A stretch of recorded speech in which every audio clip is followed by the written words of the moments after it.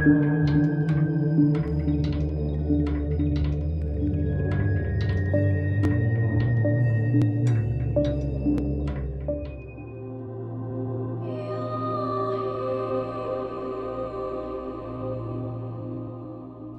membakar hutan dengan kecepatan yang mengerikan, melahap setiap dedaunan dan pohon yang berdiri di jalannya.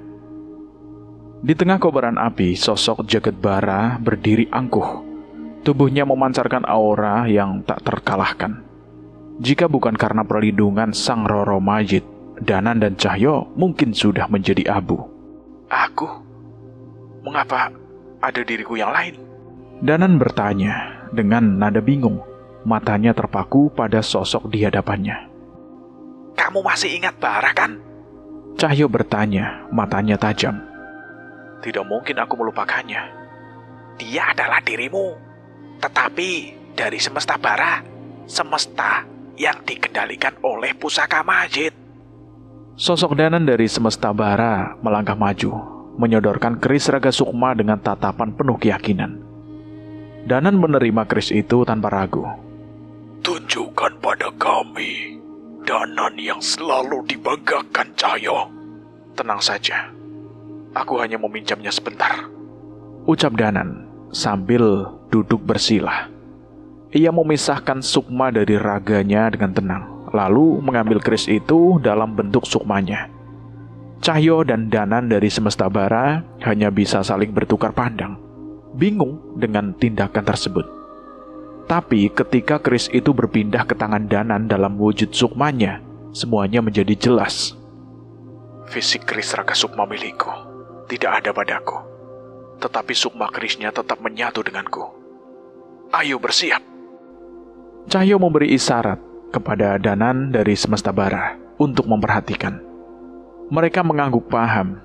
Danan melayang ke udara tinggi di atas mereka dan mengarahkan ujung kerisnya ke arah Jagadbara.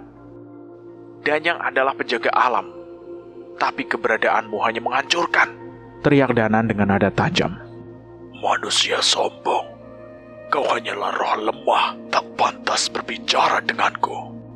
Serat, kilatan cahaya putih melesat, menembus udara dengan kecepatan yang mustahil, mengarah tepat ke mata Jagadbara. Sang danyang api tersentak, namun berhasil menghindar meski kilatan itu tetap menggores pelipisnya. Jagadbara menggeram, tapi jelek. Sebelum ia sadar, Danan sudah ada di belakangnya. Keris Raga Sukma menancap dalam tengkuknya. Energi putih bercahaya memancar dari keris itu, memaksa Jagadbara berlutut. Danan, jangan gegabah, seru Roro Mayit yang segera melindungi Sukma Danan dengan kabut hitamnya. Panas tubuh Jagadbara mulai melukai Danan. Jagadbara meraung, tubuhnya memancarkan panas yang semakin dahsyat. Kurang ajar. Api memancar liar, menjadikan suhu di sekitar mereka nyaris tak terbantahkan. Panas! Cahyo berteriak, tubuhnya basah oleh keringat meski dilindungi kekuatan Wanasura. Selesaikan! Sebelum aku jadi monyet panggang. Dengan tenaga terakhirnya, Cahyo melayangkan pukulan ke dahi Jagadbara, memaksa sang danyang kembali tersungkur. Berani-beraninya makhluk sepertimu menjatuhkan aku. Jagadbara mengamuk, letupan-letupan api menyebar ke segala arah. Awas! Roro Mayit memperingatkan, suaranya penuh kecemasan. Aku tak bisa menahan letupan itu. Ledakan menghantam mereka berdua. Cahyo terpental. Tubuhnya terluka parah. Danan dalam wujud sukmanya merasakan sakit yang merembes hingga ke raganya. Berhenti! Teriak Roro Mayit. Amarahnya memuncak melihat luka-luka pada Danan. Ia tidak lagi mampu menahan kekuatannya. Jangan sakiti Danan.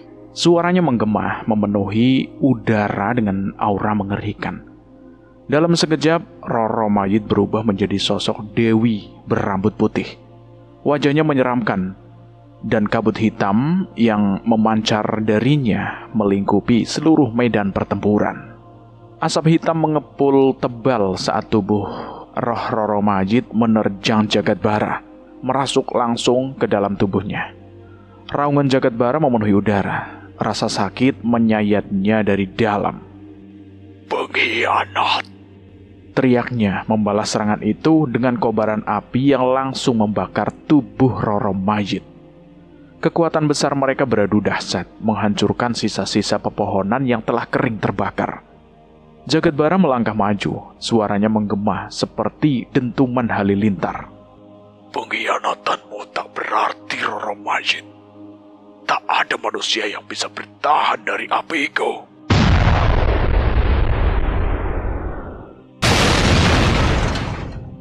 Ledakan demi ledakan menggetarkan bumi, menghantam Danan dan Cahyo tanpa ampun. Mereka terhempas. Luka bakar menghunuskan tubuh mereka. Namun, dengan nafas yang tersisa, mereka berusaha tetap berdiri. "Matilah kalian!" Jagadbara mengumpulkan kekuatan, meledakkan api yang begitu besar hingga mengguncang tanah. Tidak, tidak. Roro Majid menjerit, matanya penuh kepanikan. Emosi bercampur aduk dalam dirinya saat ia menyadari tak mampu melindungi Danan dan Cahyo. "Makhluk rendah seperti kalian tak pantas melawan aku." Jagadbara tertawa puas.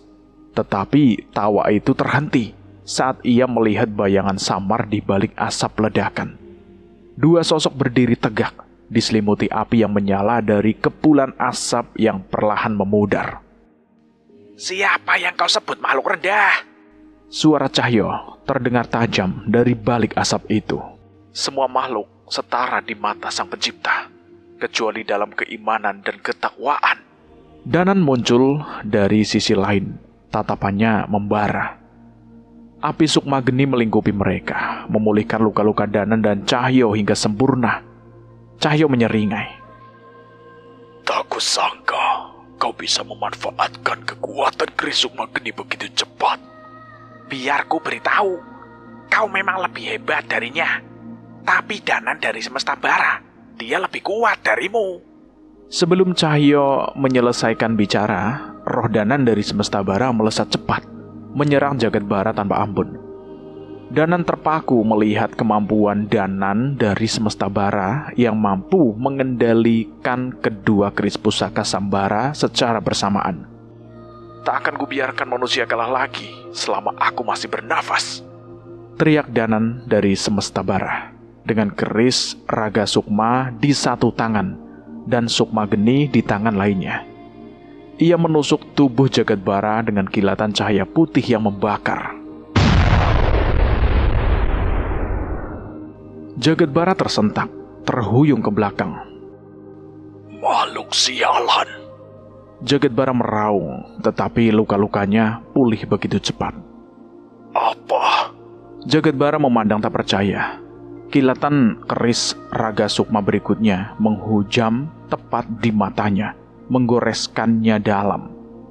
Cahyo tidak menyia-nyiakan kesempatan itu. Duak! Pukulannya menghantam Jagadbara dengan keras, memaksa sang danyang api terpukul mundur. Sementara itu, Danan mulai melantunkan mantra keris raga sukma bersinar terang di dadanya. "Jagat lelembut boten duwe wujud, kula nimbali surga loka surga kayangan. Ketuh mulih sampun nampani, tekan asa, tekan sedanten." Arwah hitam menggulung di langit. Hujan mulai turun, membasahi hutan yang hampir habis terlahap api. Tiba-tiba suara lembut namun penuh wibawa terdengar di antara gemuruh hujan. "Belum waktunya kau memanggilku, Danan." "Tidak, Nyi. Aku hanya membutuhkan hujanmu." "Kalau begitu, gunakan sebanyak apapun yang kau butuhkan." Suara Nyi Sendang Rangu menghilang bersama dengan hujan yang semakin deras. Jagadbara menyeringai, meski tubuhnya kini diguyur derasnya hujan. "Kau pikir bisa menghentikanku dengan ini?" Api di tubuhnya tetap menyala meski mulai meredup perlahan. "Bukan hanya itu," ujar Danan dengan senyum penuh keyakinan. Cahyo mengangguk, paham maksudnya. Ia memanggil Wanasura, Panglima Kera raksasa dari alas Wanamarta. Wanasura!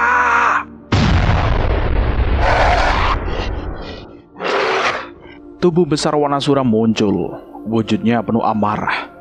Api supak geni dari Danan Semesta Bara melingkupi tubuh sang Panglima, menjadikannya senjata baru dalam pertempuran. Kini Jagat Bara berhadapan dengan Roro Majid, Danan, Cahyo, Danan Semesta Bara, dan Wanasura di bawah derasnya hujan. Api Jagat Bara semakin lemah, tubuhnya mulai terkikis oleh hujan Nyi Sendang Rangu. Jagat Bara gentar. Ia tidak lagi berkata sepatah kata pun. Samar-samar apinya meredup, dan wujudnya pun menghilang di bawah derasnya hujan itu. Ini belum selesai, ucap Jagat Bara dengan nada rendah, sebelum tubuhnya menghilang di bawah derasnya hujan, memilih untuk mundur dari pertempuran itu. Manjing Marcapada. Suara petir menggelegar, hujan turun dengan deras, tanpa henti di puncak gunung yang menjadi paku tanah Jawa. Kekuatan besar muncul di sana hingga keseimbangan alam manusia terganggu dan mengakibatkan keadaan alam yang aneh. Di sini saja ya, Mbah. Di depan hujannya deras banget soalnya. Jalannya nggak kelihatan. Seorang sopir angkot tua memelas melihat keadaan jalan yang tidak mungkin dilalui. Piye toh? Wis tak bayar loh. Nyai Jambrong tidak terima dengan ucapan sang sopir itu. Eyang, udah. Kasihan Pak sopirnya. Guntur mencoba menahan Nyai Jambrong untuk rewel. Sementara itu Dirga meminta sopir untuk minggir sambil mempersiapkan payung. Kalau nggak bisa nganter, nggak usah jadi sopir angkot, protes Nyai Jambrong. Kalau mau cari mati, naiknya jangan angkot. Naik kuda lumping. Sopir angkot itu pun melaju dengan kencang hingga cipratan genangan air membasahi Nyai Jambrong. Sopir edan. Guntur dan Dirga yang merasa malu dengan tingkah Nyai Jambrong itu, lalu buru-buru menariknya berteduh. Sudah, Eyang. Ada masalah yang lebih serius. Guntur kesal, namun Nyai Jambrong masih menggumamkan kekesalannya. Namun ocehan itu berakhir cepat saat petir besar menyambar puncak gunung di hadapan mereka. Mereka terdiam dan memandangi keanehan yang ada di hadapan mereka.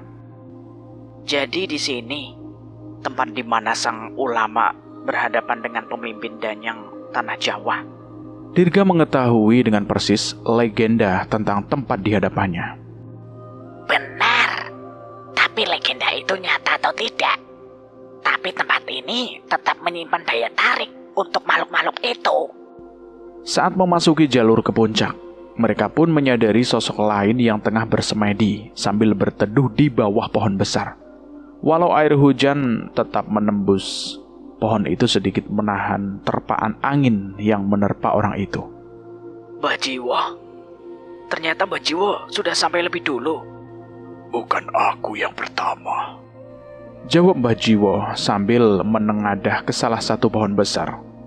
Di dahan pohon tinggi itu, Beli Wajah terus berdiri menantang cuaca aneh itu sambil terus menatap ke arah puncak. Cawan kuningan di tangannya tak berhenti ia dentangkan walaupun suaranya seringkali kalah dengan petir yang menggelegar. Wajahnya terlihat begitu cemas. Nyai Jambrong menyadari kegelisahan Beli Wajah. Tidak hanya dirinya, kita semua cemas. Mbah Jiwo memindahkan pandangannya ke arah puncak. Ada sebuah benda menyerupai tanduk besar di atas sana. Ada beberapa sosok lain di sekitar tanduk itu yang menjaga ritual di sana. Tanduk itu Angkara Saka. Nyai Jambrong menyadari kengerian dari tanduk itu. Benar, kemunculan tanduknya saja sudah bisa membuat kekacauan seperti ini. Kalau begitu, kita tak boleh berlama-lama di sini. Pasti ada alasan mengapa mereka memilih tempat ini. Guntur mulai khawatir. Tidak, kita nunggu Mas Danan dan yang lain, balas Dirga. Nyai Jambrong menghela nafas di bawah hujan deras itu. Ia merasa harus mengambil keputusan. Bocah-bocah itu pasti berurusan dengan sesuatu yang berbahaya. Itu artinya tugas kita saat ini adalah menahan kebangkitan itu sampai mereka datang. Aku mengerti. Bajiwo menoleh ke arah Beliwajah, memberi isyarat pergerakan. Mereka pun melangkah dengan cepat menuju puncak gunung itu, puncak dari segala kekacauan di sana. Manusia. Dirga menatap sosok wanita anggun di hadapannya dengan tatapan terkejut. Kanjeng Ratu Segerani berdiri di sana. Auranya memancar seperti bayangan gelap yang memeluk seluruh ruangan. Dirga tidak percaya bahwa ada manusia lain di tempat sesuram ini. Dia tak pantas lagi disebut manusia. Suara Beliwajah memecah keheningan. Ia telah melampaui itu dan hidup sejak perang pertama meletus. Kanjeng Ratu Segerani menyeringai lebar. Mata hitamnya perlahan berubah menjadi merah darah. Berkilauan di tengah kegelapan. Tawanya memecah udara, menggema di setiap sudut tempat itu. Seolah-olah dinding-dindingnya juga ikut tertawa bersamanya. Selamat datang di kerajaanku. Dengan gerakan tangan yang anggun namun mencekam, ia mulai melukis udara dengan pola-pola misterius. Setiap goresan tangannya seperti mengubah atmosfer. Udara menjadi berat, dan suara-suara samar mulai terdengar. Apa itu? Dirga memegang kepalanya. Suara sayup-sayup terdengar semakin jelas, teriakan, denting senjata, dan jerit pilu dari medan perang. Beliwajah nampak pucat, sementara Mbah Jiwo hanya berdiri mematung, wajahnya dipenuhi kengerian. Tidak, ini tidak mungkin. Dari balik kabut, sebuah keraton tua perlahan muncul. Bangunan itu terlihat usang, namun memancarkan aura mencekam. Di sekitar mereka, arwah-arwah bermunculan. Wajah-wajah mereka penuh luka dan penderitaan. Mereka prajurit setiamu, kata Mbah Jiwo hampir tak terdengar. Getarannya dipenuhi ketakutan. Kanjeng Ratu Segerani tersenyum dingin. Ia melambaikan tangannya, menarik satu roh yang terikat dalam penderitaan abadi. Roh itu mendekat dengan tubuh gemetar. Wajahnya menyiratkan rasa sakit, namun tidak ada perlawanan. Ia tunduk patuh tanpa daya. Mereka adalah pengikutku, katanya sambil mengelus kepala roh tersebut. Aku tidak menumbalkan mereka. Aku hanya menjaga mereka agar tetap setia padaku hingga akhir zaman. Senyumannya semakin lebar dan tawa melengking membuat bulu kuduk semua berdiri. Gila! Nyai Jambrong berteriak, suaranya penuh kemarahan. Kanjeng Ratu Segerani menghentikan tawanya. Dengan satu gerakan tangan, ia memutus siklus penderitaan para roh. Semua arwah itu berhenti sejenak, menoleh lalu memusatkan perhatian mereka pada Guntur dan kelompoknya. Ini buruk, sangat buruk, bisik Dirga, suaranya gemetar. Mereka ada ratusan. Guntur meraih senjatanya, wajahnya serius, namun jelas terlihat kebingungan. Bagaimana kita melawan mereka? Kanjeng Ratu Segerani tersenyum tipis. Bersihkan tempat suci ini, perintahnya dengan nada penuh kebencian. Dengan satu kalimat itu, ratusan roh menyerang serempak. Wajah-wajah bengis mereka tergerak liar. Tubuh mereka melayang atau berlari di tengah hujan yang kini turun deras. Suara jerit dan lolongan bergabung dengan derai hujan, menciptakan simfoni ketakutan yang menggema di udara. Hentikan! Kita tidak seharusnya berakhir seperti ini, teriak Nyai Jambrong sambil menghadapi arwah-arwah itu satu persatu. Dengan gerakan bela diri dan ilmu kanuraganya, ia menyapu roh-roh yang mendekat, menghantam mereka hingga tubuh-tubuh rapuh itu terlempar. Namun itu tidak cukup. Setiap roh yang hancur kembali menyatu, lebih bengis daripada sebelumnya. Mereka tidak akan mati, Eyang. Guntur berteriak, memukul mundur satu roh yang mencoba menerkamnya. Ia berdiri membelakangi Nyai Jambrong, mengayunkan senjata dengan liar. Ini seperti melawan asap. Asap bisa melukai kita, Guntur. Dirga menyahut, memperlihatkan luka menganga di lengannya yang terus mengucurkan darah. Di tengah kekacauan, suara denting terdengar. Ting! Cawan suci beli wajah bergema, menciptakan vibrasi yang menghentikan pergerakan roh-roh itu. Seketika mereka terdiam, tetapi hanya ada beberapa saat. Arwah-arwah itu kembali mengamuk, kali ini lebih liar, lebih buas, membabi buta menyerang di bawah hujan yang semakin deras. Tidak ada akhirnya, Teriak Dirga, suaranya tenggelam dalam gemuruh pertempuran. Wajahnya menunjukkan kepanikan, namun ia tetap berdiri tegak. Kanjeng Ratu Segrani hanya berdiri di kejauhan, menikmati kekacauan yang diciptakannya. Matanya merah menyala, penuh dengan rasa puas. kalian akan mati di sini. Semua milik kalian akan menjadi milikku, seperti mereka. Tawa jahatnya bergema lagi, mengisi setiap celah ruang yang penuh teror. Denting cawan beli wajah terus terdengar memantul di tengah hujan deras yang tak kunjung reda. Bajiwo yang menyadari makna di balik bunyi itu, mengerti bahwa beli wajah sedang mempersiapkan sesuatu yang besar. Ia tahu waktu adalah kunci untuk memastikan keberhasilan ritual itu. Ki Mahesa Ombo. Bajiwo menyerukan nama itu sembari melempar sebuah bola hitam ke udara. Dengan mantra yang meluncur dari bibirnya, udara di sekitar mereka berubah berat, dan dari bola hitam itu muncul sosok raksasa Ki Mahesa Ombo berdiri tegap.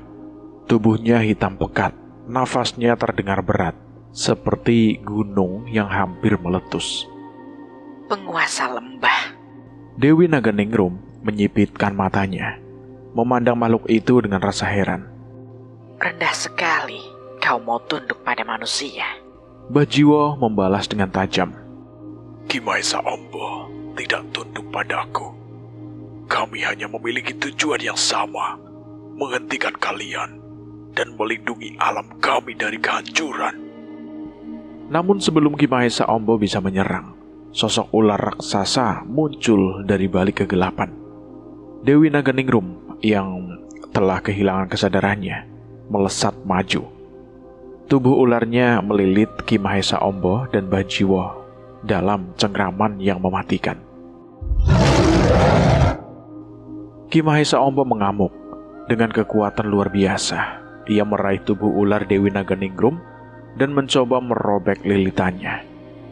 Tubuhnya bergetar hebat, dan dari pori-porinya mulai keluar cairan panas yang melelehkan tanah di sekitarnya. Tidak mungkin.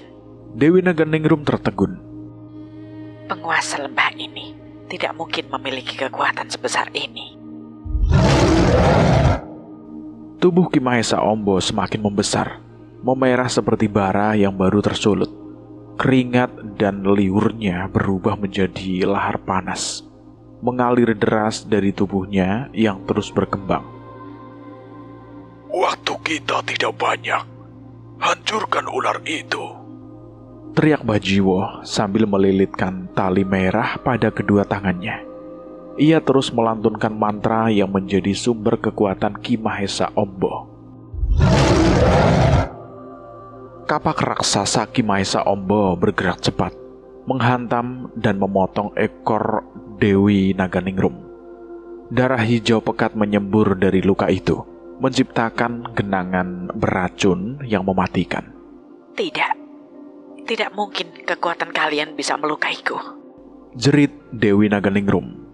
Namun meski terluka, Dewi Naganingrum melayang mundur. Matanya memancarkan kebencian. Asap beracun keluar dari tubuhnya, menyelimuti Ki Mahesa Ombo. Racun itu begitu pekat, hingga bahkan udara di sekitar mereka menjadi mematikan. Namun Ki Mahesa Ombo tidak mundur. Dengan amarah yang membara, ia melawan tanpa henti. Serangannya semakin brutal. Ini bukan kekuatan biasa. Ini kekuatan dari Merapi. Bajiwo tersenyum tipis. Kau akhirnya mengenalnya. Dan kau juga tahu, kekuatan ini tidak akan berhenti sebelum menenggelamkanmu. Merasa terpojok, Dewi Naganingrum mengerahkan seluruh kekuatannya. Tubuh ularnya yang raksasa melayang tinggi ke langit, dan asap hitam yang lebih pekat mulai mengepul darinya. Langit menjadi gelap, hujan deras berubah menjadi hujan asam yang menyiksa. Gawat, dia mulai menunjukkan wujud aslinya. Selesai. Ting! Suara denting cawan beli wajah menggema. Bersama dengan itu, roh-roh yang sebelumnya dipanggil oleh Kanjeng Ratu Segrani tiba-tiba terdiam. Dalam sekejap mereka lenyap, meninggalkan keheningan yang mencekam. Tidak mungkin. Kanjeng Ratu Segrani menatap sekeliling dengan panik. Ia tidak menyangka bahwa kekuatannya dapat dipatahkan begitu saja. Di sisi lain, Beli Wajah tidak membuang waktu. Ia melihat sosok ular Dewi Naganingrum yang mengancam dari langit. Dengan tenang, ia melangkah maju.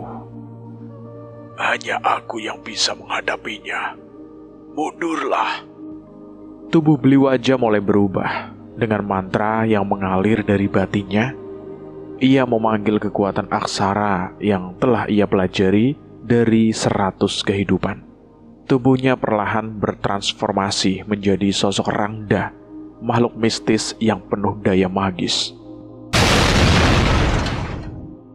Tubuh Rangda dan ular raksasa itu bertemu di udara, menciptakan ledakan energi yang mengguncang bumi. Petir menyambar tanpa henti, membelah langit yang telah pekat. Pertarungan sengit terjadi di atas sana antara dua kekuatan yang saling menghancurkan. Kanjeng Ratu Segrani menatap penuh keterkejutan. Tak mungkin ada manusia yang mendapatkan kekuatan Danyang selain diriku.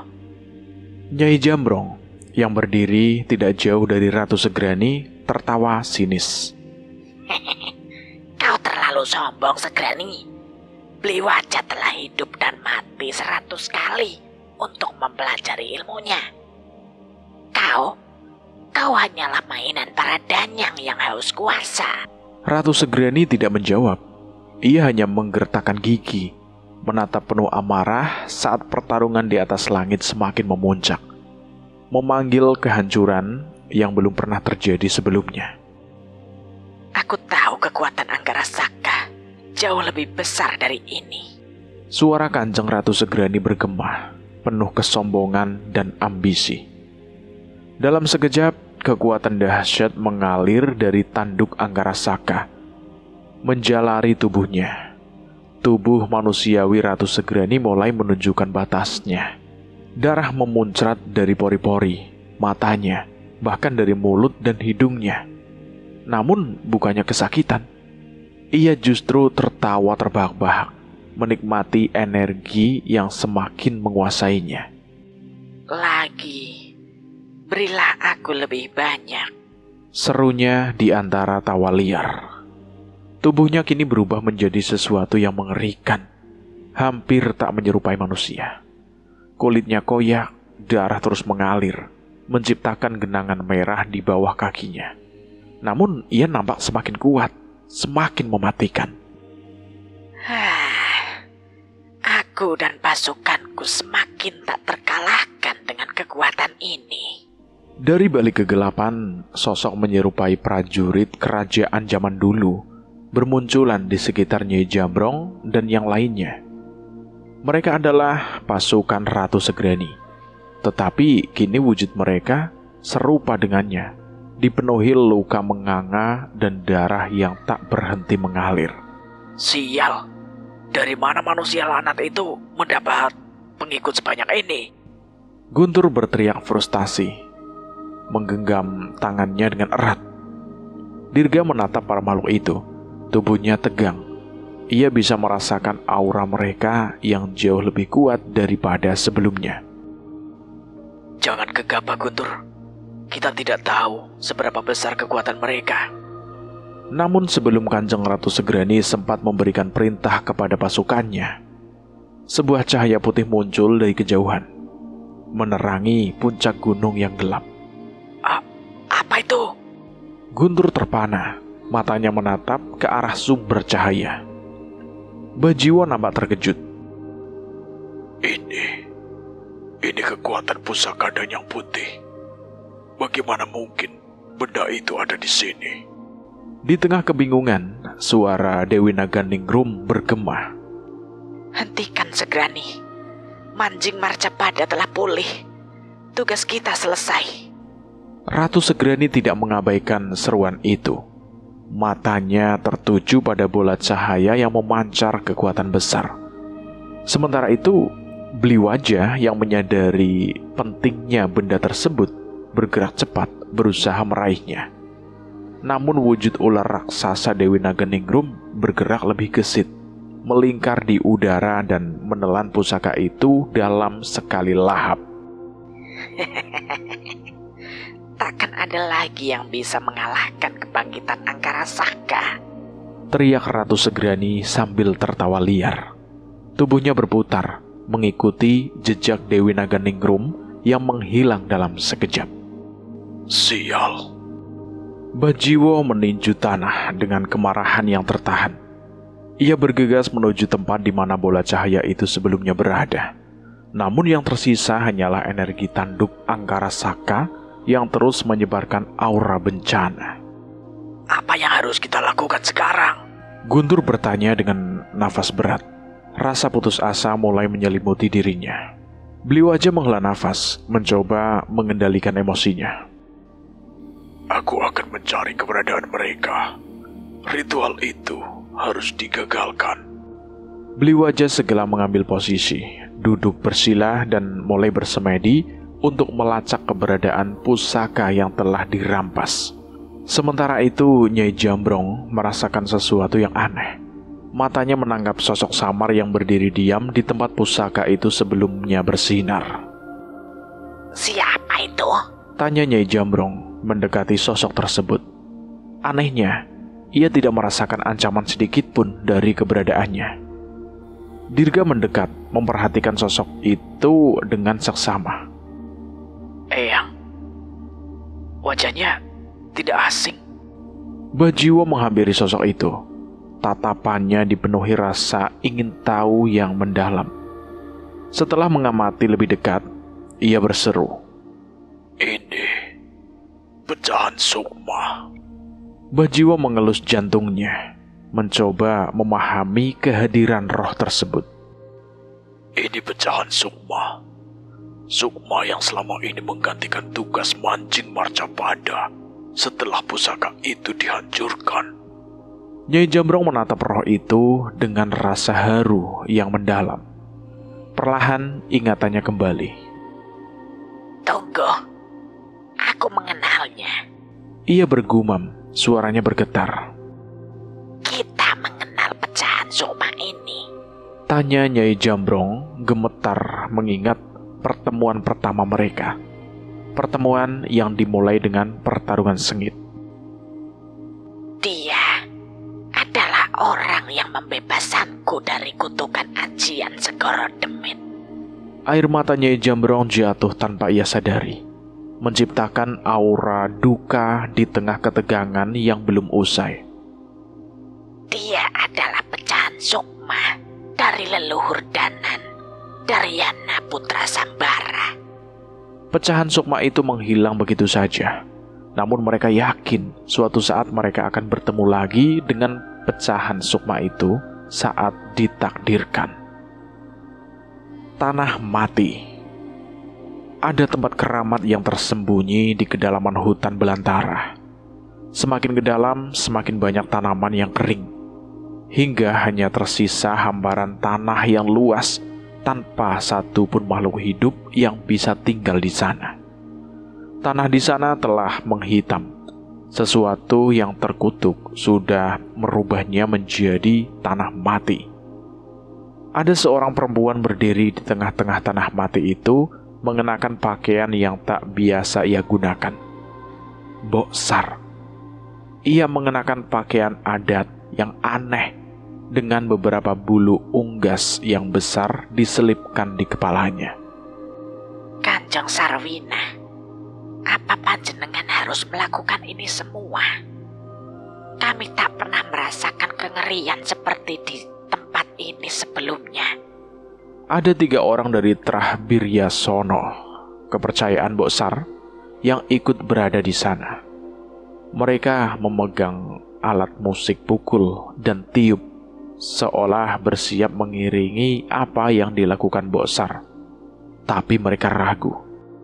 Ada Angkara Saka yang bangkit di sebuah bukit, di mana ada desa-desa berdiri di atasnya. Ada api yang menyala begitu besar, yang hidup mengancam manusia. Ada kekuatan kematian yang bisa mencabut nyawa siapa saja yang bertatapan dengannya. Jika perang paradan yang terjadi di alam manusia, kalian pikir ada berapa nyawa yang akan menjadi korban? Boksar menjelaskan sambil mempersiapkan ritualnya dengan membakar kemenyan di beberapa sisi. Apa ritual ini bisa menangani itu semua? Kenapa harus Kanjeng Sarwina yang melakukan? Setiap kemampuan yang dimiliki manusia datang bersama tanggung jawab yang dipikulnya. Jika nyawaku cukup berharga untuk memindahkan pertarungan itu ke tanah Danyang, itu sudah cukup. Aku yakin mereka bisa menuntaskan sisanya, ucap Boksar sambil menengadah ke langit. Ia mengingat tentang orang-orang yang selama ini berjuang bersamanya, mempertahankan alam manusia. Kita mulai ritual kita, perintah Boksar dengan tegas. Tak ada pertanyaan lagi dari ketiga pengikutnya. Alunan suara kendang, alat musik tiup, dan tembang mantra terdengar kecil di tanah tanpa kehidupan itu. Mereka menyebut tempat itu sebagai tanah mati, bagian hutan tanah Jawa yang diambil dan dipindahkan ke alam lain. Di masa lalu, keberadaan para Danyang mengakibatkan ketidakseimbangan alam di bumi. Para Batara yang menyadari hal ini mengambil satu bagian dari hutan yang subur dan menjadikannya sebuah alam yang terpisah dengan alam manusia. Tanah itu ditinggali oleh para Danyang yang menjalankan perangnya di alam manusia. Dan bagian hutan itu kini menjadi tempat tanpa nyawa yang dikenal sebagai tanah mati. Namun, tempat itu juga yang menjadi salah satu tempat yang mampu menghubungkan kedua alam itu. Boksar tiba-tiba terjatuh di tengah tarian ritualnya. Nafasnya terengah-engah, seolah ada sesuatu yang menggerogoti jiwanya. Danan, Cahyo, aku tak pernah menyangka takdir kalian sebesar ini.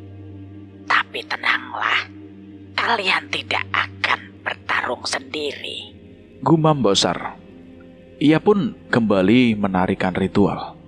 Dan secara perlahan, sesuatu seperti benang hitam muncul dari dalam tanah dan melilit Boksar. Ia pun menari-nari dan berputar mengumpulkan benang-benang hitam itu. Namun, di saat bersamaan, benang-benang itu terhisap kekuatan hidupnya. Sekali saja, biarkan aku menyelesaikan ritual ini. Boksar menyemangati dirinya yang mulai kewalahan. Saat tiba-tiba setiap benang yang tergulung di tubuhnya menunjukkan penglihatan makhluk-makhluk yang begitu dikdaya. Jagadbara, Nyai Durgati, Dewi Naganingrum, Kalabuto. Seolah benang-benang itu menghubungkan tanah itu dengan mereka. Kita akan berhasil, senyum Boksar. Namun ketiga pengikutnya khawatir. Mereka mengetahui Boksar tengah berlomba mana yang akan terjadi lebih dulu, ritual itu atau kematiannya. Tanah Perjanjian. Apa kalian akan ikut dalam pertarungan ini? Cahyo yang baru saja pulih sepenuhnya dengan bantuan Danan dari semesta bara memastikan niat Chandramukti dan Danan itu. Tidak, Cahyo. Bencana yang mengerikan juga terjadi di semestaku. Di alam ini ada sesuatu yang bisa menahan pusaka mayit yang telah berkuasa di semestaku. Tujuanku adalah menemukannya. Jelas Danan dari semesta bara. Benar. Aku yakin jika kami terlalu banyak ikut campur dalam kejadian besar semesta ini, pasti akan ada hal buruk yang terjadi. Tambah Chandramukti. Aku mengerti. Semoga kalian menemukan apa yang kalian cari, ya. Balas Cahyo. Danan menghampiri sosok dirinya yang berasal dari semesta lain itu. Apapun kesulitan yang terjadi, percayalah satu hal. Kau tidak sendiri. Danan dari semesta bara mengangguk. Kali ini ia benar-benar mengerti akan keadaan itu. Tidak seperti masa lalunya yang menjeratnya dalam kesendirian. Kedatangan Cahyo menyadarkan dirinya bahwa ada orang-orang lain yang juga masih belum menyerah untuk berjuang. Bawalah, kau akan membutuhkannya. Ucap Danan dari semesta bara menyodorkan keris Raga Sukma pada Danan. Namun Danan menolaknya. Tenang saja. Aku yakin Jagat dan yang lain pasti akan kembali. Baiklah kalau begitu. Mereka pun berpisah menuju dua gerbang gaib yang berbeda. Gerbang yang dibuat oleh Chandramukti dan gerbang hitam yang dibuat oleh Roro Mayit. Perlu kukatakan, bahkan jika tadi kita semua bertarung dengan Jagat Bara, kita tetap akan kalah. Jelas Roro Mayit. Aku sangat mengerti itu. Dan kalian masih yakin? Tak ada sedikit pun di pikiran kami untuk ragu. Iya, aku mengerti. Roro Mayit kembali membawa menuntun mereka menuju gerbang terakhir. Danan dan Cahyo sadar pertarungan dengan Jagat Bara yang sesaat itu cukup menguras kekuatan Roro Mayit. Mereka pun memilih untuk mendahului Roro Mayit menuju tempat yang disebut dengan Tanah Perjanjian itu. Sunyi, seolah angin enggan berhembus di sana. Namun saat menjejakkan kaki di tanah itu, Danan dan Cahyo hampir tak mampu mempertahankan kesadarannya. Di hadapannya berjejer makhluk-makhluk dengan kekuatan yang tak terbayangkan. Akhirnya mereka tiba. Ucap sosok Dewi yang tubuhnya berkobar dengan api hitam. Cepat, mancing Marcapada sudah bangkit. Segel pusaka itu lebih dahulu. Jangan sampai kesalahan di masa lalu terjadi kembali. Dewi Agni, ia sudah menyadari kemunculan pusaka Ratu Ular itu, namun lebih memilih untuk menahan danyang hitam lainnya di sana. Bagus, Roro Mayit. Kau berhasil membawa mereka ke sini. Rebut pusaka itu dan bawa kepadaku. Ucap Nyai Durgati yang menatap penuh kemenangan pada Roro Mayit yang berada di belakang Danan dan Cahyo. Mendengar perkataan itu, Danan dan Cahyo pun menoleh. Ia tidak menyangka akan mendapat sambutan seperti itu. Wah, tidak. Cahyo menoleh ke belakang dan memperhatikan Roro Mayit yang terlihat menunduk dengan senyuman liciknya. Roro Mayit tertawa puas, seolah merasa berhasil melakukan rencananya. Danan tidak ingin gegabah. Ia menatap tajam ke arah Roro Mayit, mempertanyakan maksud dari tawa itu. Apa itu benar? Ia menggenggam erat mahkota pusaka itu dan menyembunyikan di belakang tubuhnya. Dengan senyuman yang licik, Roro Mayit berjalan perlahan dengan kekuatan hitamnya yang meledak-ledak.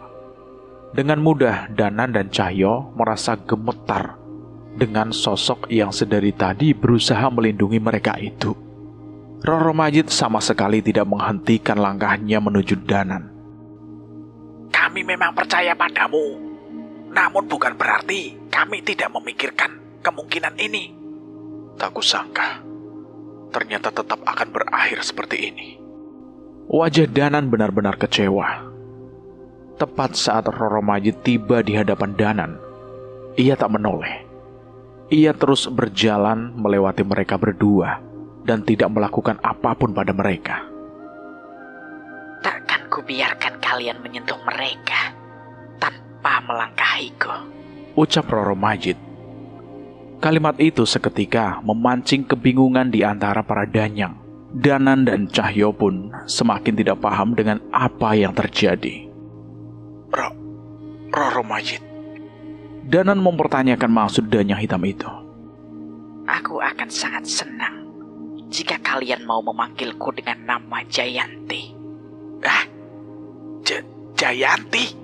Cahyo semakin bingung. Nyi Sendarangu sudah mengatakan bahwa kalian tidak akan bertahan saat berhadapan dengan kekuatan mengerikan ini. Untuk itulah, aku akan bersama kalian. Tapi kenapa? Danan masih tidak mengerti, dan sepertinya Roro Majid terlihat enggan untuk menjawab. Jadi, kau memilih untuk berkhianat? Nyai Durgati yang kesal mengibaskan tangannya, dan sebuah gumpalan kekuatan hitam melayang ke arah Roro Majid. Serangan itu tidak menyentuh Roro Majid. Seketika sebuah pohon besar muncul menahan kekuatan terkutuk itu. Niatnya untuk melindungi kedua manusia itu sudah menjadi alasan yang cukup untuk menjaganya. Takkan kubiarkan apa yang terjadi pada Wisangkala terjadi lagi. Ratu Puspa Cempaka muncul menghadang Nyai Durgati. Sementara itu Jagadbara pun tiba. Ia sudah memandang langsung musuh bebuyutannya, Dewi Agni, yang tengah menjaga bagian terpenting di reruntuhan tanah itu. Hawa panas mereka beradu, memperkeruh rapuhnya batas alam di sana. Gila, kita tidak seharusnya ada di tempat ini. Benar, Nan. Aku kangen masa-masa kita hanya menghadapi pocong dan orang kesurupan saja. Kalau kau mau, aku bisa memanggil pocong sebanyak apapun yang kamu mau. Balas Roro Majid yang dengan seketika membuat wajah Cahyo kecut. Gak gitu toh konsepnya, Mbak Jayanti. Teriakan Cahyo saat itu memunculkan tawa kecil di bibir Roro Majid. Danan dan Cahyo bersiap menghampiri Dewi Agni. Mereka berlari secepat mungkin, menghindari reruntuhan-reruntuhan dan kobaran api yang meledak-ledak di sekitar mereka. Dewi Agni, Ratu Puspa Cempaka, Buto Cayaloka, mereka semua di pihak kalian. Jangan berada jauh dari mereka, perintah Roro Majid. Kami mengerti. Pergerakan mereka memicu amarah Nyai Durgati dan Jagadbara. Namun sebelum serangan mereka saling beradu, sesuatu mendekat dengan cepat. Sosok ular besar melayang di langit yang menerjang ke arah mereka. Ular itu? Aku pernah melihatnya, ucap Cahyo mengenali sosok Dewi Naganingrum. Bagus, Naganingrum. Mancing Marcapada ada di tangan kita. Kita pastikan Angkara Saka akan bangkit. Nyai Durgati tertawa melihat kedatangan Dewi Naganingrum dan Ratu Segrani. Melihat keadaan itu, keadaan menjadi semakin kacau. Jaga pusaka Ratu Ular, rebut mancing Marcapada. Ratu Puspa Cempaka memberitahu apa yang harus mereka lakukan. Cahyo dan Danan semakin paham pentingnya kedua pusaka danyang itu. Danyang hitam membutuhkan kedua pusaka itu untuk tetap ada agar ritual bisa terus berjalan. Sedangkan mereka bersama danyang putih berniat menyegel kedua pusaka itu agar tak ada lagi kelahiran Danyang setelah kedua pusaka itu disegel. Itu artinya Angkara Saka pun tidak bisa dipanggil ke alam ini. Jangan pikir kalian manusia mampu mengimbangi kekuatan kami. Nyai Durgati mengincar Danan dan Cahyo, sementara Jagat Bara dan Danyang hitam lain menahan Dewi Agni dan Danyang putih lain. Menghadapi Nyai Durgati, Roro Majid tidak lagi bisa mempertahankan wujud manusianya. Kekuatan mereka berdua begitu pekat hingga Danan dan Cahyo tak mampu mengukur kekuatan mereka. Kau tidak sadar diri, Roro Majid. Kaulah yang terlemah di antara kami para Danyang hitam. Nyai Durgati meremehkan Roro Majid, namun itu bukan gertakan semata. Saat itu juga Nyai Durgati berubah menjadi sosok yang begitu hitam dan jahat. Wujud mengerikan itu melayang-layang, memamerkan taringnya yang begitu panjang. Rangda? Cahyo menyadari sosok yang menakutkan itu. Ia sadar dalam wujud itu, Roro Majid tak mungkin mengimbanginya. Jangan takut, Jayanti.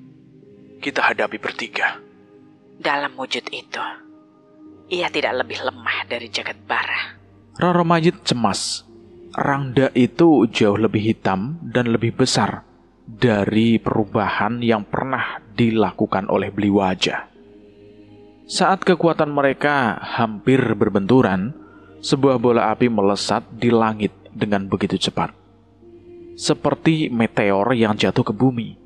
Bola api itu menghantam wujud Rangda Nyai Durgati. Danan dan Cahyo tersapu begitu saja dengan ledakan itu. Namun dari bola api itu muncul satu sosok yang mereka kenal. Bliwaja. Danan tersenyum mendapati kedatangan teman terkuatnya itu. Bliwaja tak menoleh. Ia terus menatap Rangda Nyai Durgati dengan tatapan serius. Pergilah. Pertarungan ini tanggung jawabku. Tapi Bliwaja. Danan cemas, namun Roro Majid menahannya untuk ikut campur. Dia mampu. Mungkin hanya dia satu-satunya manusia yang mampu mengimbangi kekuatan Danyang di sini, ucap Roro Majid. Kekuatan Bliwaja meluap-luap dengan membabi buta. Ada kesamaan rasa dalam kekuatan Nyai Durgati dan Bliwaja.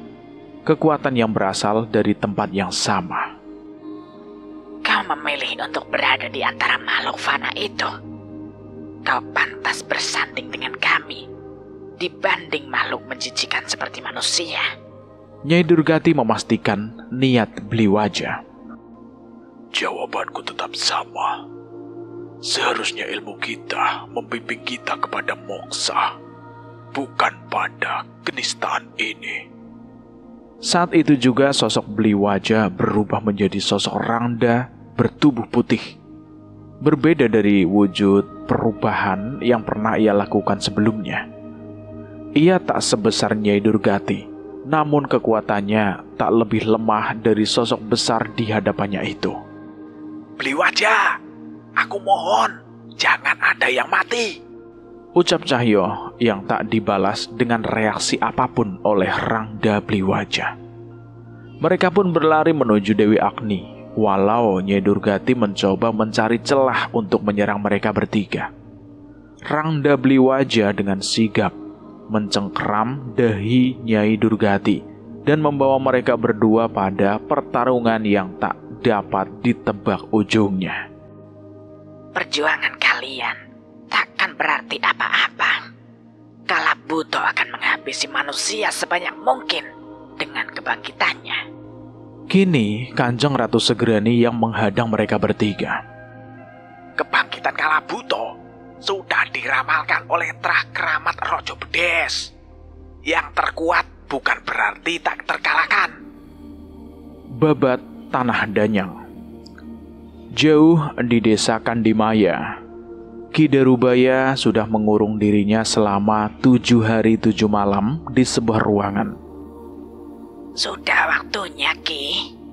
Nyai Kirana menjemput dalang yang sudah sangat sepuh itu. saat lelahku puasanya sudah selesai. Pintu ruangan itu terbuka. Ki Darubaya muncul dengan tubuh rentanya yang semakin kurus dengan tatapan yang kosong. Ia berjalan ke sebuah tempayan air dan membasuh wajahnya. Dua orang pemuda, pemain gamelan, mengantarkan jarik, blangkon, dan pakaian kepada Ki Darubaya. Semua sudah dipersiapkan, Ki, ucap mereka. Ki Darubaya mengenakan pakaian dalangnya dengan bantuan kedua pemuda itu. Nyai Kirana lebih dulu meninggalkan tempat itu menuju sebuah panggung pementasan kecil yang tak ditonton oleh siapapun. Naya sudah menanti di sana bersama para pemain gamelan yang bersiap mengiringi sebuah pertunjukan. Aroma kemenyan tercium pekat, cahaya obor menerangi luas wilayah yang tak seberapa itu. Menyambut kedatangan Ki Darubaya, Naya menembangkan sebuah tembang beriringan dengan gamelan yang mulai dimainkan. Arsa menatap dengan sedih keadaan dalang panutannya yang semakin menua itu. Ki Darubaya pun tiba di hadapan orang-orang yang selama ini mendukung setiap pementasannya. Ia menatap satu persatu wajah itu dengan senyum yang bangga. Ini adalah pementasan terakhir seorang Ki Darubaya, ucapnya yang dibalas dengan tatapan mata yang berkaca-kaca dari semua orang di sana.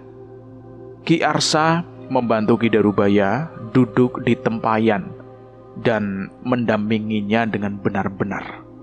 Pementasan kali ini terlalu sakral untuk dinikmati oleh manusia. Apapun bisa terjadi di pementasan ini.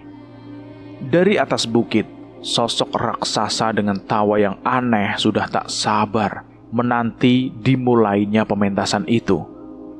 Buto Kendil mengerti dengan maksud adanya pementasan itu. Gending gamelan itu menjadi pertanda pergerakannya. Kita mulai pementasan suci ini. Sebuah pagelaran untuk mereka, penjaga alam yang berdampingan dengan kita. Sebuah pementasan dengan lakon, babat, tanah, danyang. Riuh suara pementasan itu terdengar dengan aneh. Tak ada warga yang terusik ataupun penasaran. Walau suara itu sayup-sayup terdengar ke seluruh penjuru desa Kandimaya. Tepat saat pementasan itu dimulai, bayangan sosok raksasa muncul menutupi sang Buto Kendil. Peran kita sudah dimulai. Sosok raksasa itu menjemput Buto Kendil yang semakin semangat saat mendengar pementasan itu, seolah ia adalah bagian dari lakon yang dimainkan. Tawa itu membuat sang raksasa kuno, Buto Cayaloka, tersenyum. Wujud mereka pun menghilang begitu saja. Mereka pergi untuk menghadapi lawan mereka yang kebangkitannya membahayakan makhluk hidup di sekitarnya. Getaran tanah tak berhenti selama beberapa hari di desa Trahrojo Bedes. Sebagian warga sudah mengungsi, namun ada dua orang manusia yang masih dengan bodohnya berdiam di sana, menanti sesuatu yang tak pasti. Sepertinya Mas Cahyo tidak akan kembali. Darmojo menatap ke puncak bukit yang terus mengeluarkan suara mengerikan itu dengan gelas kopi di tangannya. Kembali atau tidak, Mas Cahyo tetap pahlawan kita. Jika kekuatannya tak mampu menghentikan bencana ini, maka tidak ada lagi yang bisa. Dumadi masih terus menguatkan mentalnya mengharapkan kembalinya Cahyo di desa mereka. Bebatuan berjatuhan menimpa rumah-rumah di desa Trahrojo Bedes. Hewan-hewan sudah habis berhamburan. Namun suara tawa cekikikan dari makhluk yang tak kasat mata terdengar menyambut sesuatu yang bangkit dari bukit itu. Jika wajahnya sebesar itu, apa itu artinya bukit ini akan hancur dengan kebangkitan Kalabuto? Dumadi bergetar. Kita lari saja, seperti yang lain, Mat. Gak usah sok keren nulungin Mas Cahyo, ajak Darmojo. Tangan mereka yang membawa gelas kopi gemetar. Mereka tidak mampu menahan rasa takut saat sebuah tangan yang begitu besar muncul dari salah satu sisi bukit. Besar, begitu besar, hingga mata mereka berdua tidak mampu melihat tangan itu seutuhnya. Suara dentuman terdengar membuat gempa di desa itu semakin besar. Pohon-pohon tumbang, tapi Dumadi dan Darmojo sadar suara dentuman itu bukan berasal dari kebangkitan Kalabuto. Anehnya, mereka berdua samar-samar mendengar suara gamelan dan pementasan wayang yang menarasikan kemunculan pahlawan. Dua sosok raksasa muncul di bukit itu dan menahan bagian tubuh Kalabuto yang mulai muncul menghancurkan bukit itu.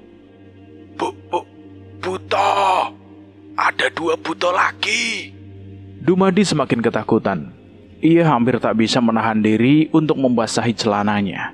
Namun di tengah kekuatan itu, tiba-tiba seekor kera berbulu putih melompat melintasi mereka berdua. Kera putih itu kembali berlari menaiki bukit dan muncul di bahu salah satu raksasa itu. Kera putih itu mendampingi mereka. Apa itu artinya mereka utusan Mas Cahyo? Darmojo kembali dengan persepsinya. Buto Kendil dan Buto Cayaloka pun tiba di Bukit Trah Rojo Bedes, sebuah bukit di mana reruntuhan kuno tersembunyi di puncaknya. Cayaloka, kau munafik. Suara Kalabuto menggema di bukit itu. Nyawa manusia tak ada harganya untuk kalian lindungi. Mereka hanya akan mati dengan menghilang begitu saja, dan hidup mereka tak ada artinya. Kalabuto sangat tahu dengan keberadaan Buto Cayaloka dan Buto Kendil, ia akan kesulitan untuk membangkitkan tubuhnya yang begitu besar.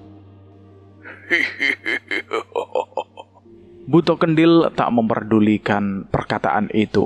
Ia masih terus memukuli bagian tubuh Kalabuto untuk kembali ke tanah sambil menikmati alunan gamelan dan tembang yang masih terdengar di telinganya.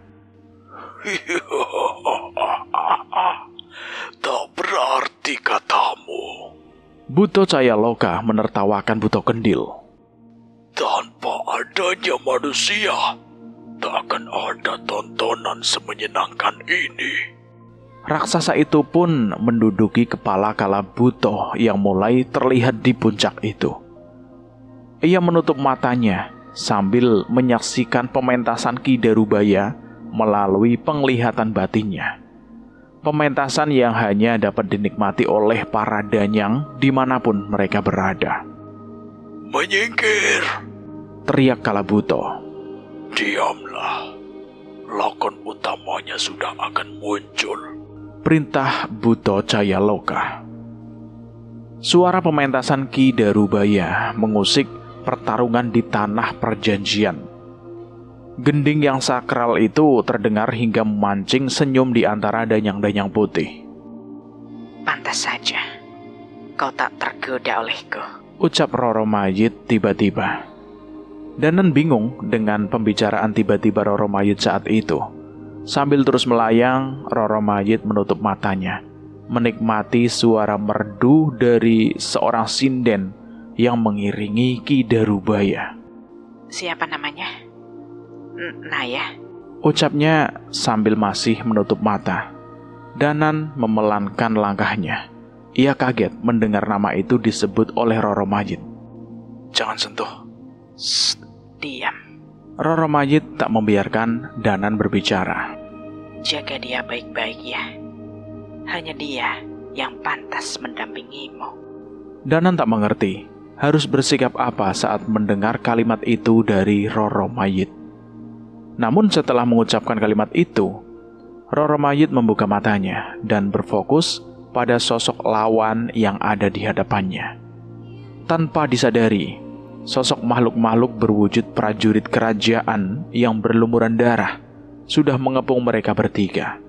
Kanjeng Ratu Segerani yang sudah dirasuki kekuatan Angkara Saka memimpin makhluk-makhluk itu untuk menghabisi Danan dan Cahyo.